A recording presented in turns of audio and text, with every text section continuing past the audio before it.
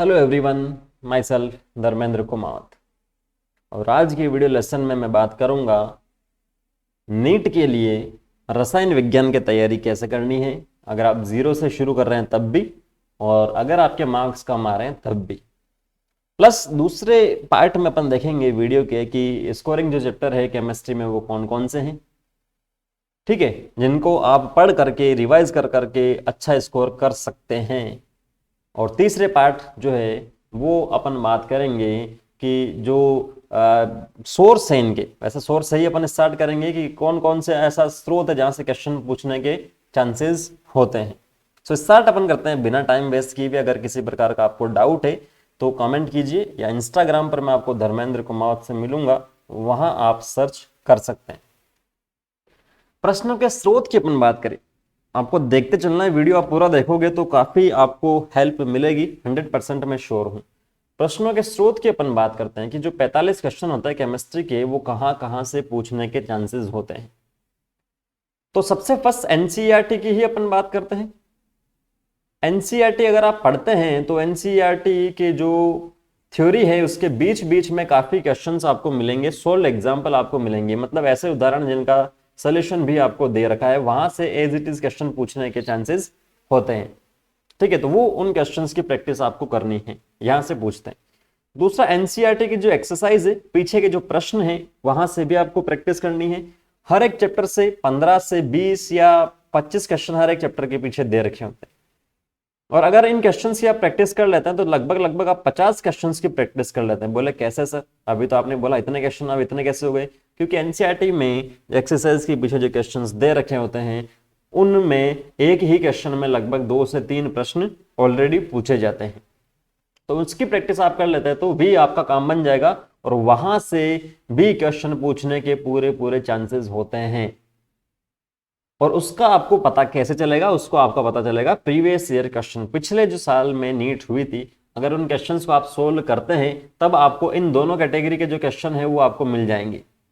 ठीक है, और आपको जो प्रैक्टिस करनी है, पिछले 10 साल के क्वेश्चंस की प्रैक्टिस आपको करनी है जहां से प्रश्न पूछते हैं, तो प्रीवियस ईयर क्वेश्चन से भी पूछने के चांसेस होते हैं पूरे पूरे। मतलब लगभग लगभग अगर मैं बात करूं 40% जो क्वेश्चन है पिछले 10 साल के जो पेपर है वहीं से पूछते हैं एज इट इज।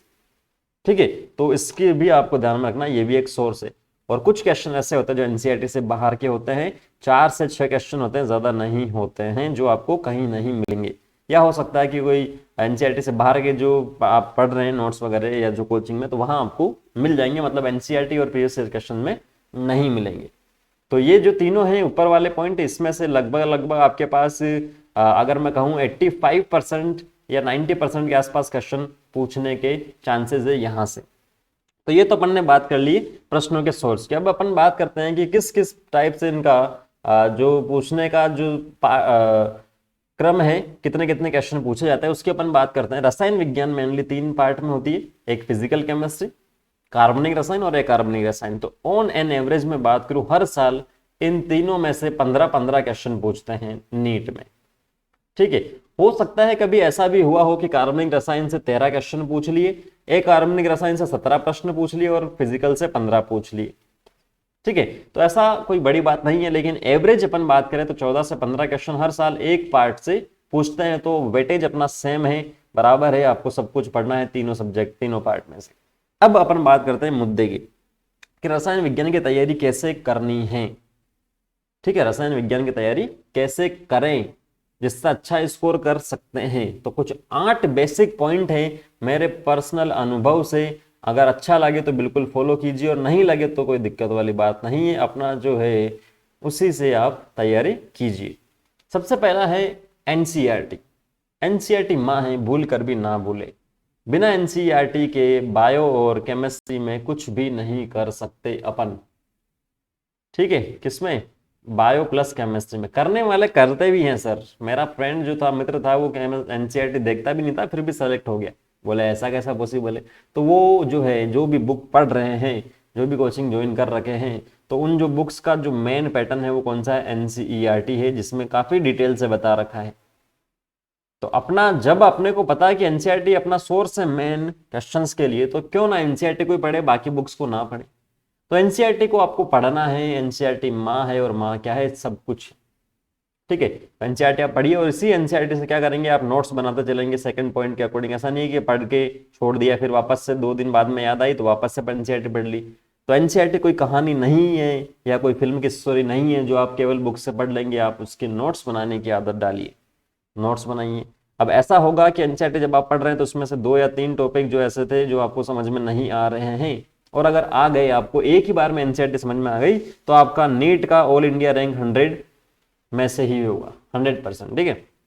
तो ये आप करेंगे कि 2 या 3 टॉपिक में अगर आपको डाउट है तो आप क्या करेंगे कि किसी कोचिंग में अगर जा रहे हैं तो टीचर की हेल्प लेंगे, पर्सनल ट्यूशन जा रहे हैं तो टीचर से पूछेंगे, और सेल्फ स्टडी आप कर रहे हैं तो YouTube is the best option, best platform, क्योंकि यूट्यूब पे काफ़ी बेहतरीन टीचर हैं केमिस्ट्री, फिजिक्स और बायो के।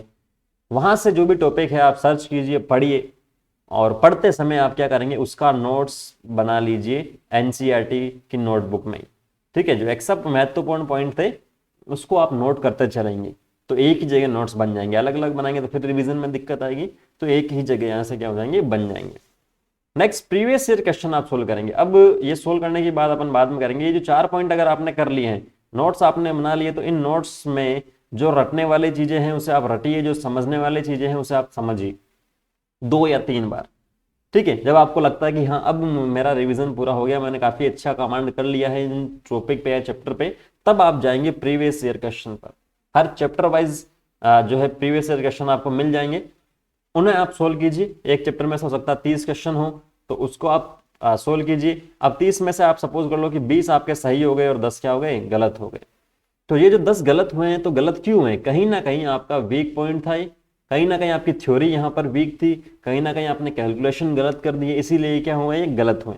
तो इन 10 क्वेश्चन में जो गलतियां हुई उसे वापस से आप सुधारेंगे और वापस से 30 क्वेश्चन एक साथ करेंगे। जब ये 30 क्वेश्चन आप 100% सही कर देंगे, 100%, तब आप अगले पॉइंट पे जाएंगे तो ज्यादा मजा आएगा। नहीं तो ये जो वीक वाला पोर्शन था वो वीक ही रह जाएगा। ठीक है। तो ऐसा आपको नहीं करना है, आप पूरा प्रीवियस ईयर क्वेश्चंस पर फोकस कीजिए, और 10 साल के ही करेंगे, ज्यादा नहीं करेंगे। नेक्स्ट पॉइंट में आप जब जाएंगे, 100% आपने कर लिया प्रीवियस ईयर क्वेश्चंस, तो रेफरेंस बुक से बाकी प्रश्न की प्रैक्टिस आप करें। जो भी बुक आप सोल्व कर रहे हैं, मॉड्यूल आप सोल्व कर रहे हैं, तो बाकी जो प्रश्न है, जैसे 100 से लेकर आप 150 क्वेश्चन की प्रैक्टिस कर लीजिए, अच्छे अच्छे क्वेश्चन से। ज्यादा क्वेश्चन करने से कुछ नहीं मिलता। कुछ बच्चे बोलते हैं कि एक टॉपिक से मैंने 1000 क्वेश्चन की प्रैक्टिस की और फिर भी उनका सिलेक्शन नहीं होता है। तो कम कीजिए, अच्छा कीजिए, क्योंकि कम करेंगे, अच्छा करेंगे तो बाद में रिवीजन में आप अच्छा टाइम दे देंगे। 1000 क्वेश्चन का रिवीजन करना पॉसिबल नहीं है, 150 का करना पॉसिबल है। ठीक है। तो उन बाकी जो भी रेफरेंस बुक से क्वेश्चन की आप प्रैक्टिस कीजिए। प्रैक्टिस करने के बाद में जो भी कोई भी आपने कोचिंग ज्वाइन करेंगे तो कोचिंग का टेस्ट दीजिए, नहीं ज्वाइन कर रखी तो ज्वाइन कर लीजिए। अपने आसपास का जो एरिया है उसमें सर्च कीजिए, अच्छी जो कोचिंग है वो आपको मिल जाती है। टेस्ट जो सीरीज है वो एनसीईआरटी बेस्ड है, तभी आप ज्वाइन कीजिएगा, नहीं तो नहीं कीजिएगा। ठीक है। अगर नहीं करेंगे, एनसीईआरटी से बाहर के क्वेश्चन पूछेंगे, तो आपको जो कॉन्फिडेंस आना चाहिए था वो नहीं आएगा, और नीट में भी आप अच्छा नहीं कर पाएंगे। तो अच्छी कोचिंग का टेस्ट देंगे। अगर आपके आसपास नहीं है तो एलन हुआ, आकाश हुआ, ये काफ़ी अच्छी कोचिंग है। यहाँ पर ऑनलाइन और ऑफलाइन दोनों ही प्रकार के जो टेस्ट है वो आपको मिल जाएंगे, वो आप दीजिए। उन टेस्ट में आप एनालिसिस कीजिए, मैंने क्या गलती की है, मेरा कौन सा स्ट्रॉन्ग पॉइंट है, मेरा कौन सा वीक पॉइंट है। एक चार्ट आप बना लीजिए या एक नोटबुक में नोट करते चलिए, जिससे आपका एनालिसिस अच्छा हो जाएगा। जैसे अब मैंने बात की कि मेरा ये जो टॉपिक था स्ट्रॉन्ग था, स्ट्रॉन्ग को मैंने इस साइड में लिख लिया, ये वाला मेरा वीक पोर्शन था, मैंने इस साइड में लिख लिया। और वीक को जब भी मैं रिवाइज कर रहा हूँ, मैं क्या कर रहा हूँ, ज्यादा टाइम इसे दे रहा हूँ। क्लियर है। तो ये आपको करना है खुद से। ऊपर वाले पॉइंट मैंने आपको बता दी, इस हिसाब से आप पढ़िए, और पढ़ना आपको खुद को पड़ेगा, एनालिसिस आपको खुद को करना पड़ेगा, मैं आके वहां पर नहीं कर पाऊंगा। और सबसे लास्ट में बार बार रिवीजन करें। अगर आपका फर्स्ट टेस्ट में आपने सपोज कर लो 90% स्कोर किया है और आपने रिवीजन नहीं किया 2 महीने बाद में, तो आप 30% पर भी आ जाओगे, इसमें कोई बड़ी बात नहीं है। तो फिर आपके घर वाले या आप बोलेंगे कि साहब मेरे स्कोर तो अच्छा आता था हर टेस्ट में, लेकिन फिर भी सिलेक्शन नहीं हुआ क्योंकि मैंने रिवीजन नहीं किया। तो बार बार रिवीजन करेंगे, because revision is the key of success. हर 14 से 15 दिन में रिवीजन करने की आदत डालिए, हर 10 दिन में रिवीजन करने की आदत डालिए, जो वीक पॉइंट है उनका, तो अच्छा स्कोर करेंगे आप। अब अपन बात करते हैं कि रसायन विज्ञान के कौन से चैप्टर है जिसे छोड़ने की हिम्मत नहीं कर सकते अपन। ठीक है, छोड़ने वाले छोड़ते हैं, लेकिन अपन नहीं करेंगे क्योंकि अपने को क्या करना है, अच्छा स्कोर प्राप्त करना है। तो ये बताऊं मैं, उससे पहले मैं बात करना चाहूंगा टाइप्स ऑफ स्टूडेंट। विद्यार्थियों के जो है दो प्रकार होते हैं, इनका जो आधार है, दो प्रकार का जो आधार है वो है जो चैप्टर्स होते हैं इजी चैप्टर्स, उसके आधार पर, इजी चैप्टर्स के आधार पर। पहला जो प्रकार का विद्यार्थी होता है, इजी चैप्टर को देख के वो क्या सोचता है कि इन चैप्टर्स को मैं क्या कर लूंगा, बाद में कर लूंगा, इजी ही तो है। लेकिन दूसरे प्रकार का जो विद्यार्थी होता है वो क्या क्या सोचता है, इजी चैप्टर है इसीलिए मैं क्या कर दूं, इसे पहले ही निपटा देता हूं। तो आप कौन से हैं ये आपको सोचना है। सोच लिया होगा आपने अभी तक, तो अब जो मैं बोल रहा हूं वो आपको करना है कि अगर आप पहले प्रकार के स्टूडेंट है, फर्स्ट कैटेगरी में आते हैं कि जो इजी चैप्टर है उसे मैं बाद में कर लूंगा, तो आप गलत हैं, आप बाकी सारे बच्चों से ऑलरेडी पीछे। अगर आप दूसरे प्रकार के कैटेगरी में आते हैं तो आप सही हैं। क्यों, समझिए कि इजी जो चैप्टर्स हैं, अगर आपने सपोज कर लो उन इजी चैप्टर में से 10 क्वेश्चन भी आते हैं, तो 10 क्वेश्चन के हिसाब से कितने मार्क्स होते हैं, 40 मार्क्स होते हैं। तो ये 40 मार्क्स अगर आप पहले से ही कर लेंगे तो आपको क्या है कि 180 में से 140 मार्क्स पे काम आपको करना, 40 तो आपका हो गया। तब जब 40 आपका हो जाएगा तो इन चैप्टर्स की टेंशन से आप मुक्त हो जाएंगे। बोले ये जो चैप्टर्स है ये तो मैंने कर लिए, इनको तो मैं लास्ट में रिवीजन करूंगा तब भी काम बन जाएगा, बस अभी मैंने अच्छे से इनको पढ़ लिया। जबकि दूसरी कैटेगरी में है आप, तो क्या होगा, अच्छा यहां जब आपने कर लिया ये काम तो आप क्या होंगे, कॉन्फिडेंट होंगे। ठीक है, कॉन्फिडेंस आप में आएगा, कॉन्फिडेंट होंगे, आत्मविश्वास आएगा। जबकि जो पहली कैटेगरी में है कि बाद में करेंगे, तो हो सकता है कि आप पहले क्या कर रहे थे, हार्ड क्वेश्चन की प्रैक्टिस आप कर रहे थे, हार्ड टॉपिक्स आप देख रहे थे, तो हार्ड करते करते इतना टाइम निकल गया कि बाद में टाइम ही अपने पास नहीं बचा, तो हार्ड से तो अपन रह गए जो रह गए, और इजी क्वेश्चन से भी अपन क्या हो गए, रह गए। क्लियर है। तो आप जो पहली कैटेगरी में अगर आते हैं तो मैं चाहूंगा कि आप दूसरी कैटेगरी को फॉलो करें, जो इजी है उसे पहले आप निपटा के साइड में रख दे, कॉन्फिडेंस आप यहाँ से बिल्ड हो जाएगा। क्लियर है।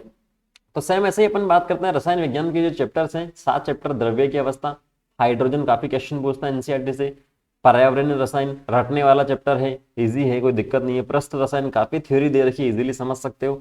बायोमोलिक्यूल या जैव अणु जिसे अपन बोलते हैं, तो बायोमोलिक्यूल जो है वो केमिस्ट्री में भी है और रसायन में भी है, तो सॉरी केमिस्ट्री में भी और बायो में भी है। तो बायो वाला जो टीचर होते हैं अधिकतर केमिस्ट्री वाले पोर्शन को कवर कर देते हैं, बस 3 या 4 रिएक्शन वो आपको पढ़नी होती है। तो बायो में भी क्वेश्चन आते हैं 2 या 3 क्वेश्चन, और केमिस्ट्री में भी अगर 2 या 3 क्वेश्चन आते हैं तो क्या हो जाएगा, अपना काम और इजी यहाँ से हो जाएगा।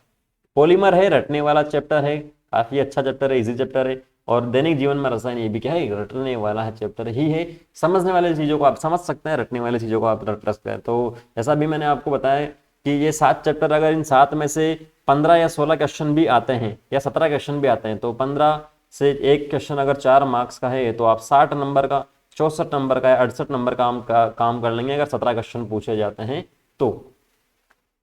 अब अगर मान लो कि 70 मार्क्स का मैंने काम कर लिया यहाँ से, तो अभी 180 में से 110 क्वेश्चन, 110 मार्क्स का काम बचा है। तो इन 110 से अगर मैं 80 नंबर भी लेके आ जाता हूं तो 80 और 70 कितना होता है, 150, जो केमिस्ट्री में काफी अच्छा स्कोर है एक तरह से सेलेक्ट होने के लिए। तो ये प्लानिंग आपको करनी है, इन चैप्टर्स को नहीं छोड़ना है किसी भी हाल में, कुछ भी हो जाए तो। ठीक है, तो ये आपको ध्यान में रखनी है चीजें। उम्मीद मैं करता हूँ जो मैंने आपको समझाया है वो आपको समझ में आया है, काफी हेल्प आपको मिलेगी। फिर भी कोई डाउट है तो कमेंट कीजिए। इंस्टाग्राम पर धर्मेंद्र कुमावत से मिलूंगा, सर्च कीजिए, डाउट भेजिए, पूरी कोशिश रहेगी उन डाउट को दूर करने की मेरी। मिलते हैं नेक्स्ट वीडियो लेसन में। Thank you, all the very best.